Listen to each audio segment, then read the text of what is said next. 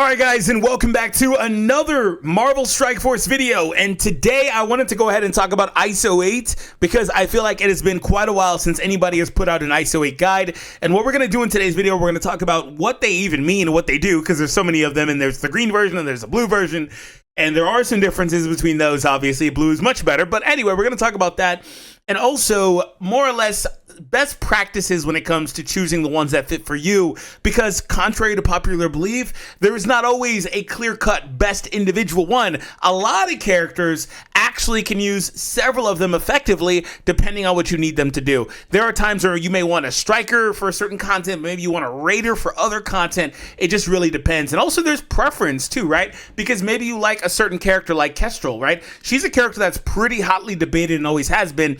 For a long time she was a striker, and you know, some people had her as a raider, but other people did start shifting her to raider and found that they liked that better, and now she's most likely a raider for most people. So anyway, there is a lot that kind of goes into this, and without further ado, let's hop right in. But before we do, I want to say we have a quick word from today's video sponsors, Marvel Contest of Champions. Marvel Contest of Champions is one of the best Marvel games out there that you guys should be playing if you aren't already. I just hopped in and I am having a ton of fun with this game, where you get to use all of your favorite characters from the Marvel Universe and play with them in live action. So be sure to check it out via the link down below in the description. All right, Spider, let's go. Let's kick Iron Man butt. Wait. No, okay, cool. We got him. Wait, no. Okay, cool. All right, we got him. Oh, look at that combo, boy. Oh, I love this Stark enhanced suit here. All right. Oh, he's guarding. Ooh, you think he can guard? Watch this. Oh, let's go. Web shot. All right. Oh, got it. Okay. Yeah, you can't hit me. Oh, let's go. All right. Yes. KO. Check it out via the link in the description right now.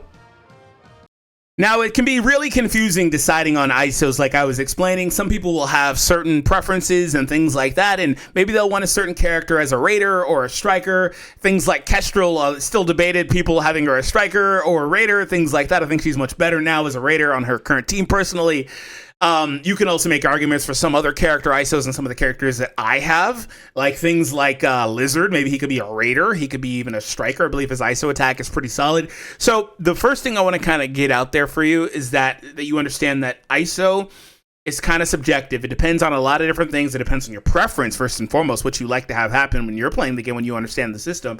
Secondly, it depends on the team, the turn order, things like that. Maybe a character is really fast, maybe they're slower, and maybe they're taking their turn before a really, really good striker, so you want to place that designated vulnerable with a skirmisher, things like that. So that's the first thing you need to understand. So to really dive into this, I need to go back to the basics. So for the first portion of this, we are going to explain green ISO, because that is the groundwork for everything, and it'll also explain all the core mechanics that you need to know about this system overall. So let's go ahead and hop right in to the ISO system. So you have 5 classes: Striker, Fortifier, Healer, Skirmisher, and Raider. So throughout this process, each of these is going to get stronger. They're going to do increased amounts of things. For example, strikers get more damage. They get the most damage increases out of all these bonuses, right?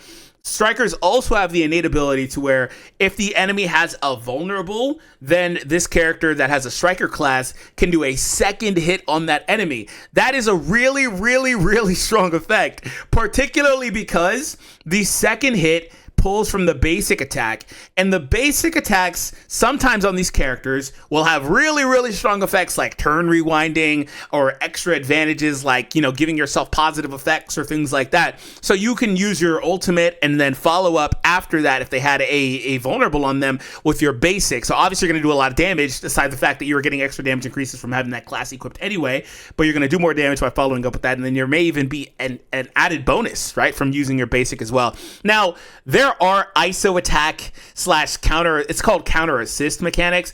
That's really what it is in the game files, but you can't actually see what the bonus attack does when they do the ISO attack. I don't know why that's not in the game. You used to be able to see it online. I'm not sure you still can on the official website. When you click on a character, it'll show it there as assist a counter, things like that. But anyway, for the record, on that same topic, whenever you have a character that does like a counter hit or anything like that, it also pulls from that too. So keep that in mind in terms of your basic. So maybe that's a reason why you would want to have your basic with the T4, things like that for your striker characters. It's up to you what you want to do. So that's mainly what strikers do. We move over to fortifiers. Fortifier green is kind of irrelevant, but blue actually gets really strong at 5 because it picks up drain. But what this basically does is it just gives the character a lot of health and gives them barrier, and then also gives them ability to get extra barrier based on a small percentage of their overall health. And these numbers, these flat numbers are pretty bad. They need to be like tripled, I think. Probably, maybe not tripled, but probably doubled because, you know, they're not great. But again, Fortifier does get a lot better. Healer is a fun one because what this does is it allows for your character that has this class equipped to heal more effectively. They gain extra 5% active healing. That's for whenever they have a healing skill or ability, they heal again 5% more. Also, this character can apply a minor regeneration, which is just a regen but less effective, to the most injured ally in your team on the turn. Also, on their turn, they'll heal the most injured ally for 5% of this character's max health. It does pick up some bonus stuff again when it gets into high blue 5 territory, things like that, but we'll talk about that when we get there. Skirmisher is a fun one because a lot of people seem to attribute this only really as being a stat bonus of focus, because what people will typically do with this ISO class is they'll put it on a character that's like low stars or whatever, because if a character's low stars, right, their stats are obviously less. They don't have as high stats, they don't have as high focus, and if they're a character that's kind of dependent on having a decent focus stat in order to copy buffs, clear buffs, things like that, then they probably should have this. But Skirmisher is the only ISO class out of all of these that is a guaranteed vulnerable placement. And vulnerables, so let me kind of explain vulnerables really quick. The strikers can't do their extra hit unless the enemy has a vulnerable. Now, strikers are the only characters that really benefit in that way with a vulnerable placement, but every character in the game benefits from there being vulnerables on the enemy because each stack of vulnerable makes the enemy take more damage overall than they would have without it. So there's that. And skirmishers can place up to 2 at one time, guaranteed on a lot of actions. Basically anything that interacts with an enemy, they can do it. So if you have a really fast character, you know, that goes pretty quickly and early in the battle, there's a lot of value in placing that guaranteed vulnerable, whereas a raider can also place vulnerables, but maybe you don't get the crit. And if you don't get the crit on the target that you wanted at the right time, that's less consistent. And it's just math. It's just how the game works. So there is a lot of value in that as well, putting a guaranteed 2 vulnerables on the enemy. And as you get into the blue 5 and stuff like that territory, placing those 2 vulnerables with a striker particularly starts hitting super hard. So yeah, that's another thing too. Also, the fun thing about this is that these effects also occur on assists and counters. So first and foremost, if you have Skirmisher on a character that has a lot of counterattacks, I guess like Green Hulk or whatever, or Bishop, these characters, where they counterattack consistently, they will actually place the double vulnerables on the counters. That's not the most effective use of a lot of characters. Like Hulk's probably better as a striker or a healer, but nonetheless, that's still really strong utility. Just placing a bunch of vulnerables because you're doing a bunch of counter hits. That's really, really strong. Also, skirmishers have unlike raiders, skirmishers have the unique ability to where if they're ever called into an assist, they will place that vulnerable. I'll show you guys a little bit of gameplay in a minute with a very standard young Avenger team. I can show you a lot of teams, but that's a very entry-level team, right?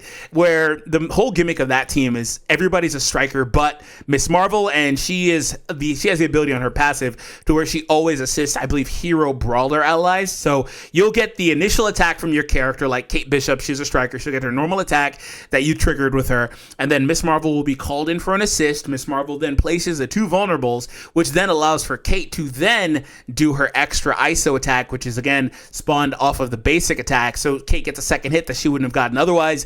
And no, if you call in a raider, because raiders will place vulnerables too, if you call a raider in with a assist mechanic, that doesn't work that way either. So it's specifically striker and skirmisher, interactions.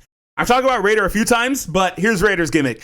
They place vulnerables on crits. They get a lot of crit chance, crit damage. You see throughout the bonuses here, +5 crit chance, +5 crit damage, so on and so forth. This is particularly good on characters that do a lot of hits, that have a lot of like AoE hits, multi-target attacks, things like that, because while they can't guarantee a placement most of the time, just depends on the character, I guess. While they can't do it most of the time, they can get a lot of them out. You can get a vulnerable on everybody, right? Now, it varies in terms of the amount from 1 to 3, up to a maximum of 3 with a single ability trigger, right? So there's that, but nonetheless, getting a bunch of them out there is still really strong too. And then again, crits are their main focus. So that's pretty much how all of these effects, kind of wind up. You can also read a small little description below the icons there. You see protect themselves with a barrier, heal a low health ally each turn, etc. So that's the general gist of these. So before we proceed into, best tips, tricks, things like that, I want to kind of show you guys a little bit of what I was talking about. I haven't blitzed very much in terms of this new blitz, so hopefully these characters don't just die on me, and I can at least show some sort of follow-up attack to show you kind of what we're working with and how things go.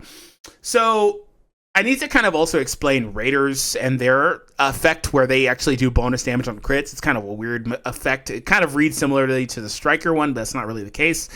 Okay, so eventually I'll take a turn. Oh, here we go. Okay, so let's hit this Thanos. We'll go for this basic attack here.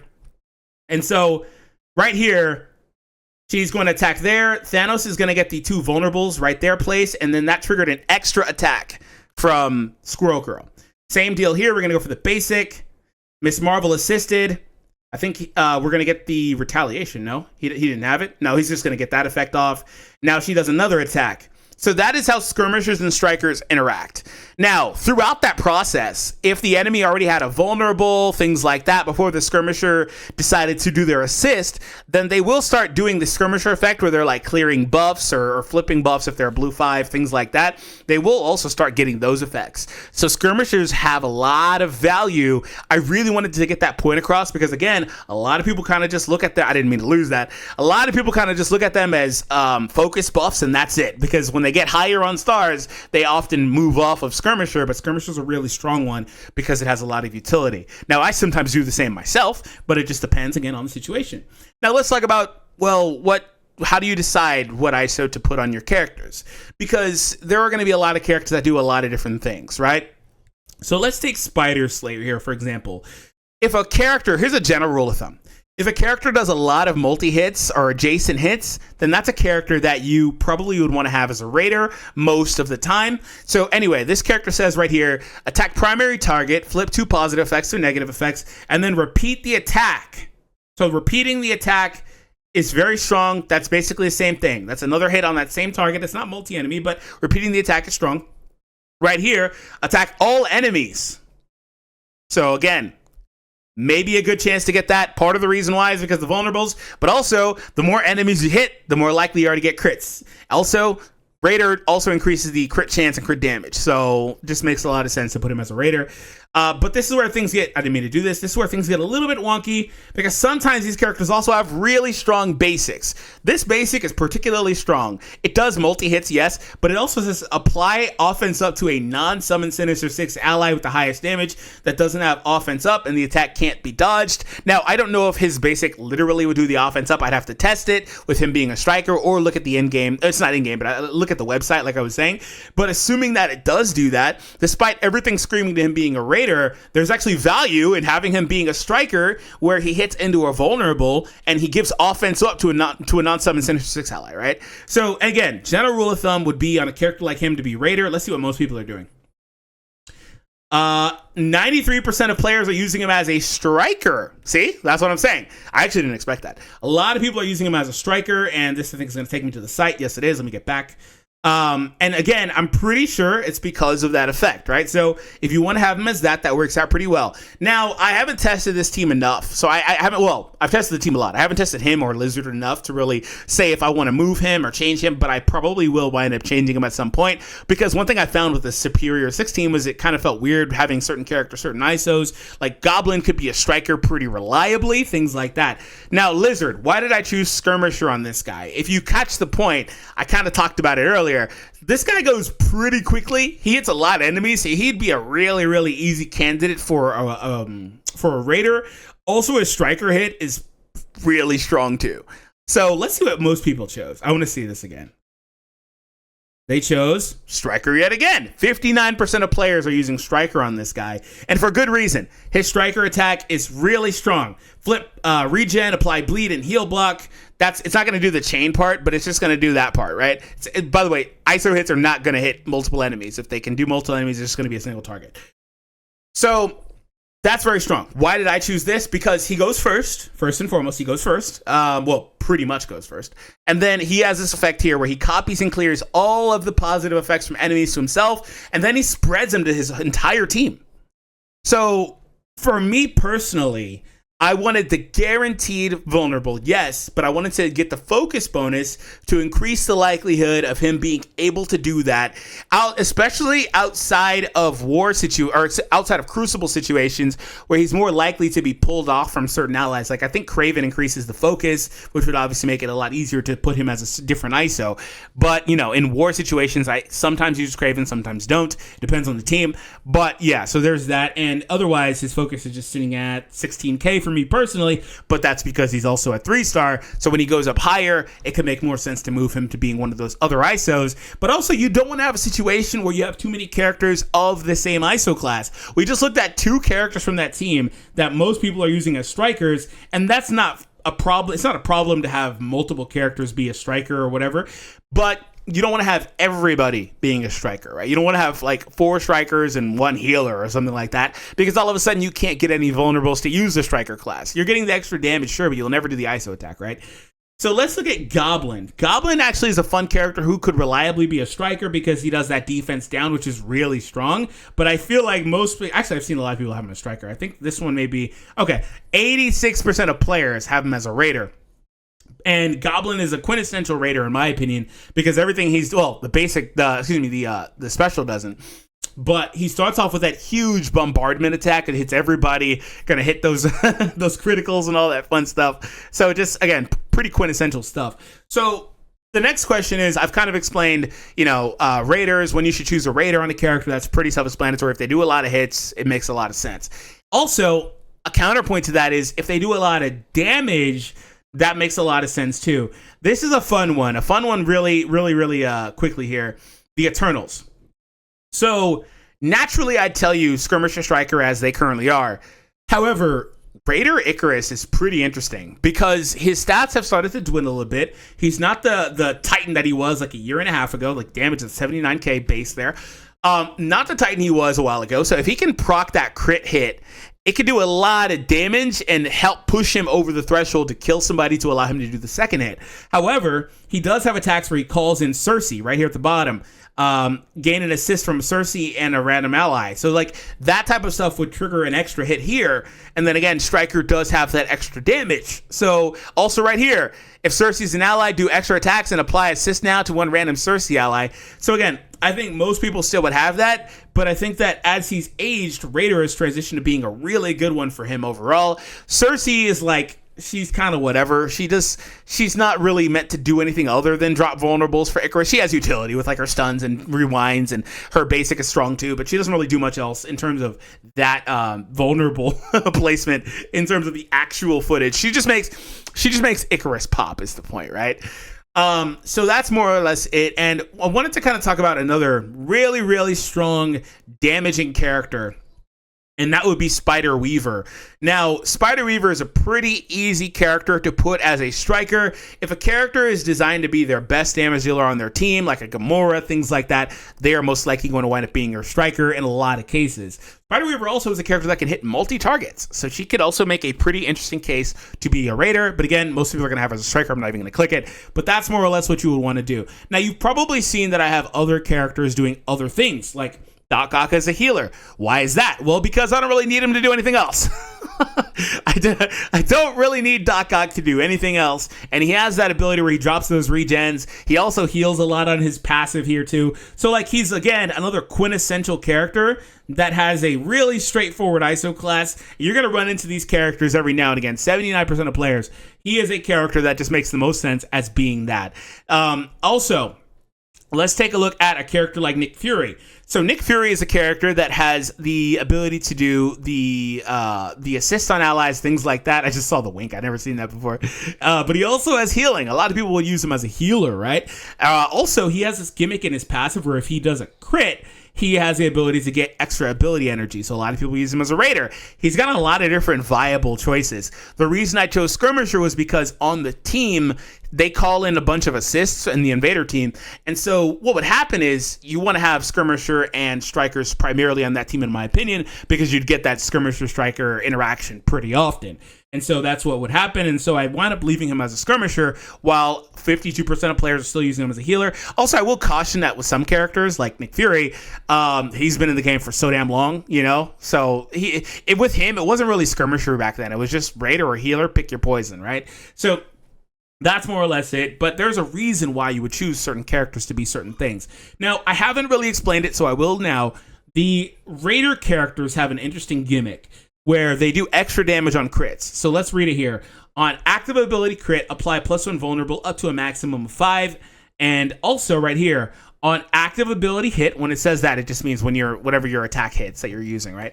On active ability hit, 40% chance to bonus attack the target for 60% piercing and apply a vulnerable. So it says bonus attack, but you're not going to see the character like do a second movement or anything like that. Basically what this means is that they just do more damage. So there's a 40% chance for this character to do another hit, basically, but not really, because you're not going to see the animation play out. But they do an extra 60% piercing, which just bypasses the defensive stats. So overall, a really, really strong effect to have on the Raider characters. And what it does is it makes characters like this character, where she's also cumulatively at 5 level, blue 5 or tier 2 level 5 Raider, getting 30% extra crit chance, 20% extra crit damage for a grand total here. And some characters also have like Agent Venom, I believe, has. Some characters also have base crit chance increasement on their own passives and stuff like that. So those characters are also characters you really want to have as Raiders. Anyway, so it's making her have these the 40% crit chance here. So on her hits that are going to hit a lot of enemies, things like that, if she gets a crit on those enemies, she'll drop the vulnerable, yes, but she has a chance, a 40% chance, I believe it was, to hit those same enemies extremely hard. So you may see really fun variants. One thing I would see with Shang-Chi was like, if he wasn't getting a crit, it would do like 400, and then if he did get a crit, it would do like 900k, obviously, and it was really funny to see the variants. Like you'd get like 1,000,000 damage and then like 600k. Like it's just like really, really massive variants overall. So for Hela, I think a lot of players have her as a Raider, correct? And it's funny because she's like, she does multi-hits and stuff like that. She's another character that could be a striker too. But this depends on the way you have her team laid out, right? Now, I haven't really talked about team layouts, but again, turn order really matters too. And also I talked about like the assisting and stuff like that, but turn order actually really matters a lot. So let's, for this one, pull up, let's pull up A-Force. Let's pull up A-Force. I think because I already have it here and it's on the top of my head. Let's pull up A-Force. And you'll see how the turn plays out. So this is an idea here because Nico Minoru is a character that, again, could be a skirmisher or could be a Raider. Raider is obviously going to yield more damage with the likelihood, like I just said, of doing the extra crit damage, stuff like that. But you also have the benefit with the skirmisher of saying, okay, my next couple of characters are strikers on this team. I can now designate where the vulnerable will be. So Hulk's getting it. He's not dead. He's taking its turn, healing. And so, well, I stripped her. Okay. She's supposed to be a striker. I forgot to flip her back to striker. Because she's another character. This is my point. She's another character that could be a striker or a Raider. I think on Secret Defenders, she's probably better as a Raider. Because you want to have other character as a striker, things like that. She could also be the striker there too, though. It just depends. Again, Robbie is another character. It could be a striker or a Raider. It's a huge preference thing. Anyway, normally she'd be a striker here. And so what would happen is I would do this. She'd kill the outside characters, but not Hulk. But she does kill Hulk. But hypothetically, she didn't kill Hulk. And then she would follow up with that extra hit because the vulnerable was placed, right? You can also bypass using the vulnerable in a lot of cases if the character's not going to automatically taunt you like Hulk did, and then save that vulnerable for Spider-Woman instead, or even save it for here. So that's a situation that you get with those really, really fast characters that I really wanted to explain there's value, again, in having the ability to say where you want to have that go, because if I had her as a raider, she might do more damage, but she may not get that crit, which may or may not leave, she may or may not leave a vulnerable on the right target. So hopefully that was very clear. Now I wanted to kind of also talk a little bit more about Blue 5, because I haven't talked a ton about most of it. Let's go ahead and move over to Undying, because Undying is a fun one. Now, I think that at a low star level, for example, a character like Zombie Juggernaut, I was going to say Iron Man, a character like Zombie Juggernaut is actually particularly strong with the Fortifier ISO to help him stay alive, because ultimately you start getting a lot of barrier, and he's a character that has to kind of get going, and so he's not like Iron Man, where he just kind of comes back and back and back. This guy kind of needs to get going with his charges and all that stuff. So what happens here, he gets 45,000 barrier plus 5% of his health, and then on turn he gets another 7% barrier, and then also on turn he picks up a minor defense up for 2 turns, and then if he has any barrier he gains drain and gets plus 10% max barrier. So the drain effect is really, really strong, because that's it's pretty self-explanatory. When you do damage, you heal based off of it. So just longevity, really, really strong with the defense, barrier, and drain. Very, very strong effect to help a character stay alive. Now, this guy is a character I think most people have as a striker. Yep, knew it. 84% of players. Why? Because he's a damn good striker. Like, I could flip mine to striker and not lose anything. He's big enough to be a striker, I think. He's a damn good striker. I actually really like Zombie. All right, okay, so I made the change from skirmisher to striker on this guy before Juggernaut came out. And I might switch him back to being a skirmisher. He doesn't need the focus at all anymore. At this size, he doesn't really need it. On his team in war, he doesn't really need it because his hits get a lot of focus. That's another thing, too. A lot of characters will have effects where they get plus 5% extra focus, where it's like you don't really need it, I feel like most people are going to have him as a skirmisher here. Actually, 72 on striker. Nice. I see that more people have made that transition, because when I clicked that button before, it was skirmisher. So yeah, that's more or less kind of like how that works out overall in terms of like the fortifier stuff. And lastly, I wanted to kind of talk about healer. So healer was one that's kind of fun because it used to be super duper good in green range. It was like the most used one in green range. You just put green healer on everybody. Now in blue range, it's a little bit weird because on turn, apply regen to the most injured ally, heal that ally for plus 5% of this character's max health, and then gain war ready. That's a little bit different. On primary hit, if the target is vulnerable, apply regeneration to the most injured ally, plus heal that ally for 10% of this character's max health. Clear 1 bleed or minor bleed from your most injured ally. The effect prioritizes bleed. So it's going to ideally take off a bleed instead of a minor bleed. Plus 35% active healing is really, really strong because it just means that characters that heal like this guy does are going to be able to heal a lot more than they're supposed to heal, basically. And then on top of that, there's other things that are proccing here, like the regeneration and stuff. So really, really strong effect, but it's very kind of niche because you really only want to have it on a lot of characters that do healing like him, or a character that's really, really strong with it, like damn, what's her name from Rebirth? Peggy Carter. You can put it on her as well. I don't think that's her name in the game. But anyway, you can put it on her, and it works out pretty well, too, because she's doing a lot of healing. You can also make a counter-argument for, like, skirmish, or for Fortifier on characters like Peggy, where you really want to keep them alive, right?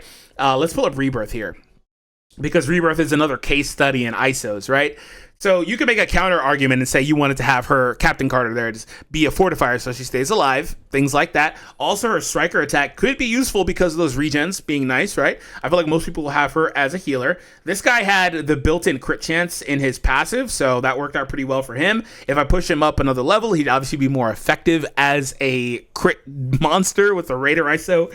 We see Captain America here. I have fortifier on him. I also oscillate between that and skirmisher, just because I like to sometimes use his basic to put the offense down out there, but I also really like fortifier. I need to push it to blue, actually, blue 5. But I really like the fortifier on him just because he's designed to eat hits, and so that extra barrier and all that stuff does work really well on this guy. I'm actually curious what the number is for him. Fortifier, yeah. I like that a lot on him, but it fits him really well because he has all those blocks and stuff like that. It works out really well. And then skirmisher on this guy. So fun thing with skirmisher too is that sometimes there are characters that just don't do anything. Like it's not like he doesn't do anything. He has some controlling stuff in his castle, like the stun, the slows, the up to 3 ability blocks. That's strong stuff. But there are sometimes characters that don't hit multi enemies, don't really do a lot of damage. And so by default, their best ISO class kind of just becomes skirmisher. Even if they don't need the focus, just so they can at least place those vulnerables for another character, right? He's kind of in that same area, but again, I want to give him credit because he does do good stuff on his team in raids anyway. Outside of raids, he just loses most of it. So that is mostly everything in terms of ISO. The last thing I wanted to cover is when to know what ISO to use. And so on that topic, I've talked about various things. I've shown a lot of examples of a lot of different teams and things like that. But there are situations where you may or may not want to have different ISOs on different characters for different content. So what's a good one? So it just depends first and foremost which content you're trying to play.